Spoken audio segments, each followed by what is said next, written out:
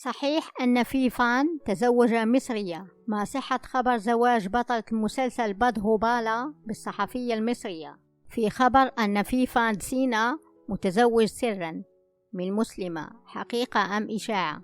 الممثل التلفزيوني فيفان دي سينا قد أصبح رجلا متزوج، وتتصدر حاليا أخبار زواجه السري عناوين صحف. وفقا للتقرير في إحدى الصحف اليومية الرائدة، فإن الممثل قد ارتبط بشريكته نوران علي منذ عام. دي سينا أبقى زواجه طي الكتمان، ومع ذلك لا يخجل من الاعتراف بذلك عند سؤاله.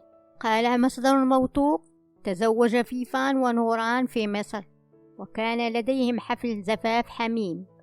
فيفان كان شديد الاحترام تجاه ديانة نوران. كشف مصدر آخر مقرب من الممثل: يعيش الاثنان معا في مومباي. في الماضي ألمح الممثل البالغ من العمر 34 عاما، إلا أنه سيبقى زواجه دائما سرا، حتى أن أحد المصادر كشف أن توافقهم واحترامهم لبعضهم البعض يجعل علاقتهم قوية.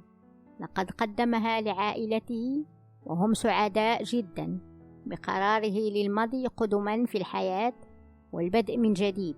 سابقا تزوج دي سينا من الممثلة فابريز دورابجي، وانفصل قانونيا في 18 ديسمبر 2021. انتهى الفيديو. اشتركوا في القناة وفعلوا الجرس لتتوصلوا بجديد الأخبار والمعلومات عن المسلسلات الهندية ونجومها، واعملوا لايك للفيديو، وكلمة شكر منكم تكفيني.